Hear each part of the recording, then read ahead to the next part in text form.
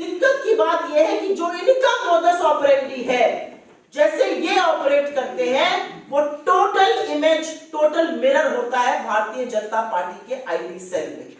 और मैं छोटा सा उदाहरण आपको दे देती हूँ। एक फेक न्यूज, एक डिसइंफॉर्मेशन कैंपेन किसी छोटे से अकाउंट से, जिसके 10 या 20 फॉलोअर होते हैं, ऐसे अकाउंट से लगा दी जाती है। उसके बाद जो पूरा राइट विंग इकोसिस्टम है वो उसको फैलाना शुरू करता है। भारतीय जनता पार्टी के चुने हुए सांसद, विधायक, मंत्री, बड़े बड़े ऑफिशियल्स उसको शेयर करते हैं, उस फेक न्यूज को, उस डिसइंफॉर्मेशन को।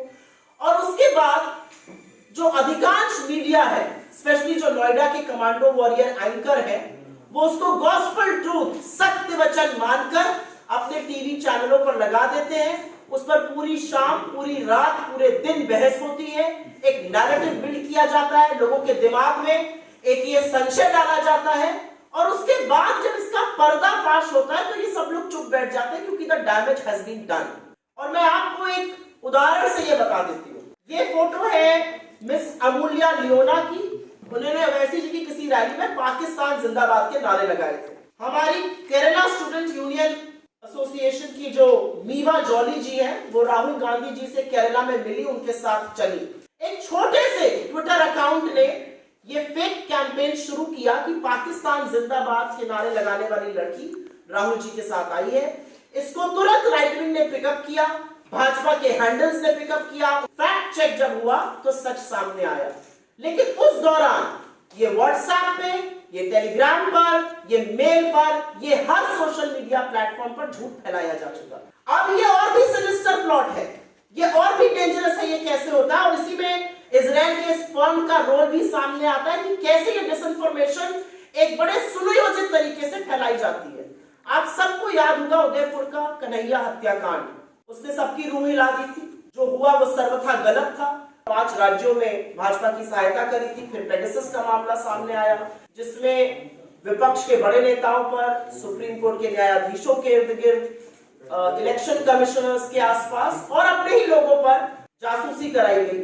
और अब ये जो नया मामला सामने आया है, ये एक बड़ी खबर है। और ये खबर बताती है, ये एक कंसर्टेड एफर्ट था जिसका एक्सपोजे इंटरनेशनल जर्नलिस्ट ने किया है। और कुछ भी कहने से पहले मैं लिखकर दावा कर सकती हूँ कि इसको भी अंतरराष्ट्रीय साजिश बोला जाएगा। लेकिन इसमें क्या पता चला है वो जानना और समझना बहुत जरूरी है।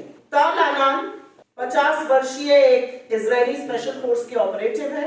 उनका ये दावा है, और ये सारी जो रिपोर्ट आई है वो अंडर कवर 8 महीने की तो इजराइल के कॉन्ट्रैक्टर्स की एक टीम है जो ये दावा करते हैं। और इस रिपोर्ट का ये दावा है, और उन्होंने पुष्टि भी करी है कि उस दावे में सच्चाई है कि कभी करीब 3 इलेक्शंस, विश्व भर के 30 बड़े चुनावों में इन लोगों ने हस्तक्षेप किया है। वो हस्तक्षेप हैकिंग के माध्यम से है, और उससे ज्यादा वो हस्तक्षेप झूठ के माध्यम से है।